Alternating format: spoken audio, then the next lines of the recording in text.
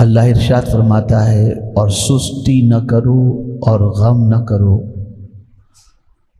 غالب تم ہی رہو گے اگر تم مومن ہو۔ ہمیشہ کے لیے ایک ضابطہ ذہن کے اندر محفوظ کر لیں کہ اللہ عز و جل نے عزت و سربلندی مومنین کے لیے ہی رکھی ہے۔ اللہ ارشاد فرماتا ہے وَلِلَّهِ الْعِزَّةُ وَلِرَسُولِهِ وَلِلْمُؤْمِنِينَ، عزت تو اللہ کے لیے ہے، اس کے رسول کے لیے ہے اور مومنین کے لیے ہے۔ اب جو مومن ہوتا ہے وہی غالب رہتا ہے، وہی کامیاب رہتا ہے۔ ہو سکتا ہے آپ کے حاشیے خیال کے اندر یہ بات آئے کہ کربلا میں تو امام حسین رضی اللہ تعالیٰ عنہ شہید ہو گئے اور یزید تو زندہ رہا۔ تو یاد رکھیں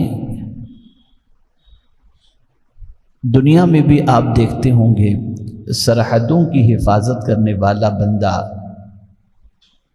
کسی دشمن کو سرحد میں گھسنے نہ دے اور لڑتے لڑتے جان دے دے تو اس جان دینے والے کو بھی شہید کہتے ہوئے یہ کہا جاتا ہے کہ اس نے سرحد کی حفاظت کی، اسے شکست خوردہ نہیں کہا جاتا۔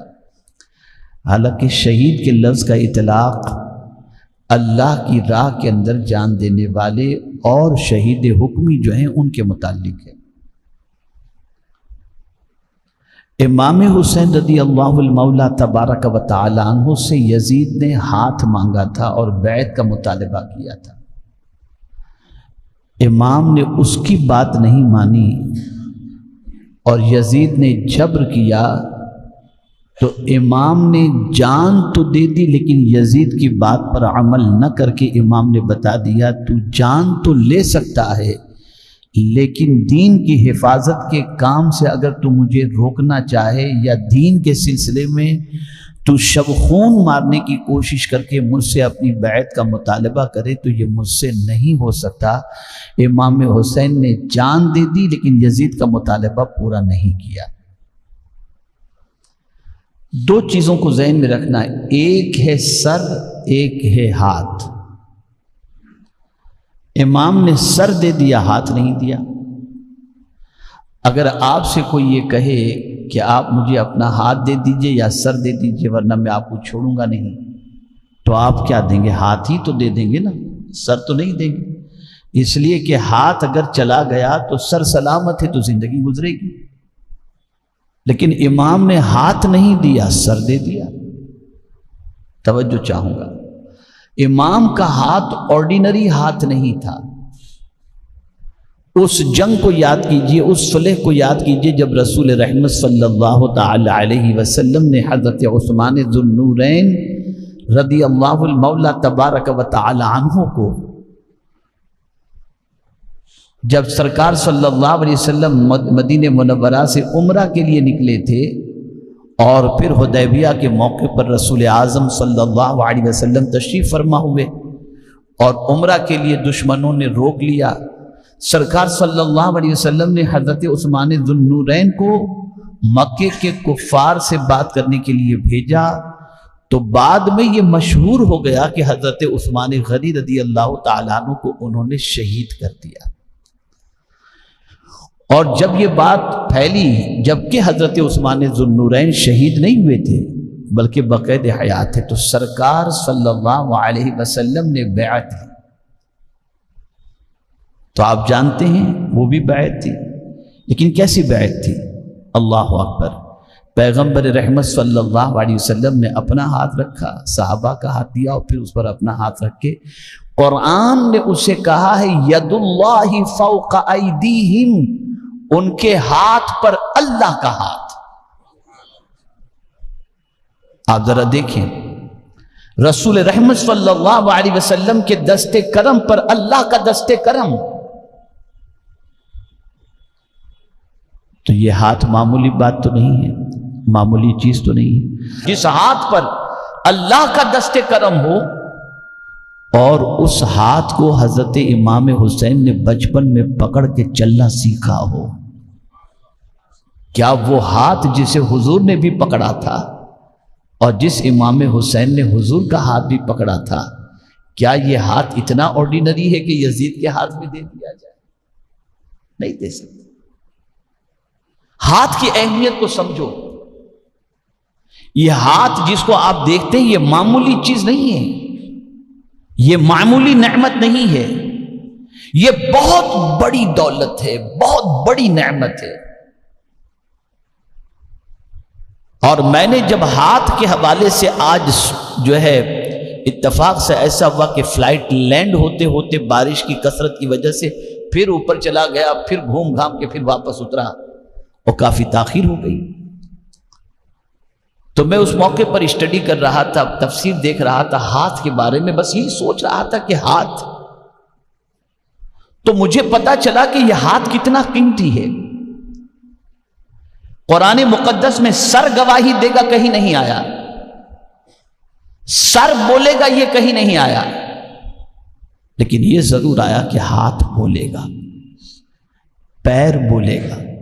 یوم تکلمنا ایدیہم وتشہد ارجلہم بما کانوا یکسبون، قیامت کے دن ہاتھ بھی بولے گا، پیر بھی گواہی دے گا جو کچھ بھی اس سے تم کرتے تھے۔ اب مجھے بتاؤ، جو ہاتھ قیامت کے دن بولنے والا ہاتھ ہے، وہ سچا ہاتھ امام یزید کے ہاتھ میں کیسے دے سکتے ہیں؟ اگر یزید کے ہاتھ میں ہاتھ دے دیتے تو یہ ہاتھ قیامت کے دن بولتا کہ باطل کے ہاتھ میں حسین نے ہاتھ دیا۔ تو ہاتھ معمولی نعمت نہیں ہے۔ تو میرے پیارے آقا صلی اللہ تعالی علیہ وسلم کے پیارے دیوانوں، تو مومن جو ہوتا ہے اس مومن کی سچویشن یہ ہوتی ہے کہ وہ ہزار اس کے سامنے کتنا ہی پریشر ڈالا جائے لیکن وہ حق سے ہٹتا نہیں، اور اس کا یقین ہوتا ہے اللہ کی بات پر۔ اللہ نے دو الفاظ قرآن میں فرمائے، وَلَا تَهِنُوا وَلَا تَحْزَنُوا، اور سستی مت کرو اور غم نہ کرو، وَأَنْتُمُ الْأَعْلَوْنَ إِن كُنْتُم مُؤْمِنِينَ، کامیاب تم ہی رہو گے اگر تم مومن ہو۔ اب مومن کے حوالے سے آپ مسلسل سنتے آئے، میں دو چیزیں آج مومن کے حوالے سے بتاتا ہوں۔ مومن جو ہوتا ہے نا، اس کے اندر خاص دو صفتیں پائی جاتی ہیں، بہت سارے اوصاف ہیں لیکن دو چیزیں خاص طور پر۔ نمبر ایک، وَعَلَى اللَّهِ فَلْيَتَوَكَّلِ الْمُؤْمِنُونَ، مومنین اللہ ہی پر بھروسہ کرتے ہیں۔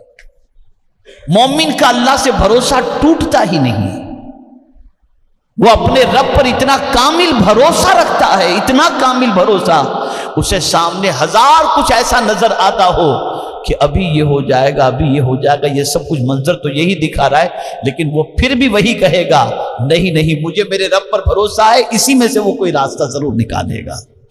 میں آپ کو ایک جملے کے ذریعے سمجھاؤں تو اچھی طرح سے بات سمجھ میں آئے گی۔ راستہ ایک ہی تھا، دریا کا راستہ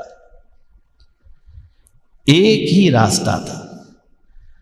فرعون اس راستے پر چلا تو غرق ہو گیا، اور موسیٰ علیہ السلام اس راستے پر چلے تو منزل پر پہنچ گئے۔ راستہ ایک ہی تھا، وہی دریا تھا، لیکن اس دریا کے اندر فرعون جب کودتا ہے تو ہلاک ہو جاتا ہے، اور حضرت موسیٰ علیہ السلام اس دریا کے اندر اترتے ہیں تو دریا راستہ دے دیتا ہے۔ یا اللہ، ماجرا کیا ہے؟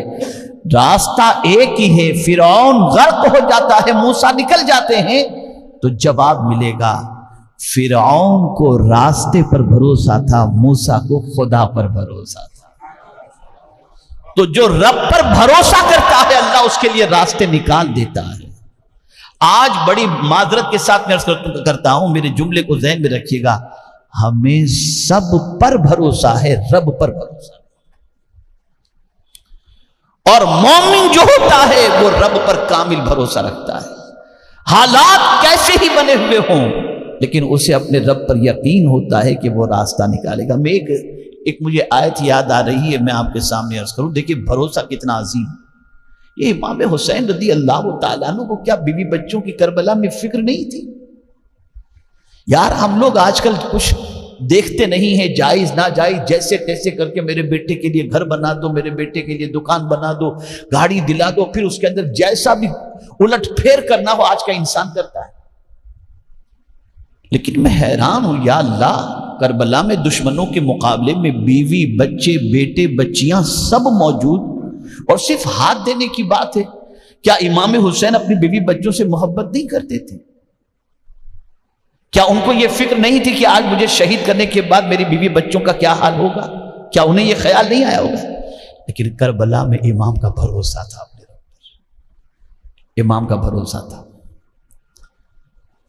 میں ایک آیت کے ذریعے سمجھاتا ہوں، بات سمجھ میں آئے گی۔ آج وہ لوگ جو رزق کی تنگی اور تنگ دستی کے حوالے سے بے چین ہیں، قرآن نے ایک واضح لفظوں کے اندر ایک ارشاد فرمایا، اللہ عز و جل نے، وَكَأَيٍّ مِّن دَابَّةٍ لَا تَحْمِلُ رِزْقَهَا، کوئی چوپایا، کوئی جانور ایسا نہیں ہے جو اپنی پیٹھ پر اپنی روزی کو لے لے کر ادھر سے ادھر گھومتا ہو۔ کبھی گدھے کو آپ نے دیکھا کہ کھانا اپنا لے کر گھومتا ہو؟ کبھی بکری کو آپ نے دیکھا کہ اپنا کھانا لے کر کے گھومتی ہو؟ کبھی گھوڑے کو آپ نے دیکھا اپنا کھانا لے کر کے گھومتا ہو؟ کبھی بھینس کو آپ نے دیکھا اپنا کھانا لے کر کے گھومتی ہو؟ نہیں، کوئی جانور ایسا نہیں ہے جو اپنا کوئی مکان بنایا ہو، اس میں اسٹاک پڑا ہوا ہو 1 سال کا، 2 سال کا، یا پیٹھ پر لاد کر کہیں بھی جاتا ہے تو لے کر جاتا ہے۔ دیکھا ہے آپ نے کسی کو؟ نہیں۔ کیا رب ارشاد فرماتا ہے، خدا کی قسم، میرے رب کی عظمت پر قربان، فرماتا ہے وَكَأَيٍّ مِّن دَابَّةٍ لَا تَحْمِلُ رِزْقَهَا، اللہ یرزقها، اللہ ان کو روزی عطا کرتا ہے۔ ان چوپایوں کو کون روزی عطا کرتا ہے؟ اللہ عطا کرتا ہے۔ اور بندہ تو فکر مند ہے وَإِيَّاكُمْ، اور تجھے بھی اللہ کی روزی عطا فرمائے گا، تجھے بھی اللہ کی روزی عطا فرمائے۔ تو امام کی نظر قرآن کی ان آیتوں پر تھی کہ آج اگر مجھے میرا رب شہادت کا مرتبہ عطا کرتا ہے تو میں کون، اور میرے بچوں کا رکھوالا میں کون؟ میرے بچوں کا بھی محافظ خدا ہے اور میرا بھی محافظ خدا ہے۔ یہ سوچ تھی، یہ فکر تھی، اور یہ فکر جو کامل مومن ہوتا ہے اسے نصیب ہوتی ہے، جو کامل مومن۔ اور آپ نے ایمانیات کے حوالے سے بہت ساری باتیں سنی، وقت اتنا نہیں، بس اتنا عرض کروں گا، مومن کی ایک خوبی یہ ہوتی ہے وہ اللہ پر بھروسہ کرتا ہے، جیسا کہ کربلا سے آپ سمجھ چکے ہوں گے کہ امام کتنے بڑے اللہ پر بھروسہ کرنے والے تھے۔ اور دوسری خوبی قرآن کہتا ہے فَلَا تَخْشَوْهُمْ وَاخْشَوْنِي إِن كُنتُم مُؤْمِنِينَ، ان سے نہ ڈرو، مجھ سے ڈرو۔ جو مومن ہوتا ہے وہ کسی سے نہیں ڈرتا، اللہ سے ڈرتا ہے۔ اور کربلا میں امام حسین نے یہ ثابت کر کے بتا دیا کہ تم 22,000 نہیں 22 کروڑ بھی لے کر کے آؤ، میں تم سے نہیں ڈرتا، میں اپنے رب سے ڈرتا ہوں۔ اس چیز کو ذہن میں رکھیں، اللہ ہم سب پر کرم کی نظر فرمائے، اور رسول رحمت صلی اللہ علیہ وسلم کے ارشادات پر عمل کی توفیق نصیب فرمائے۔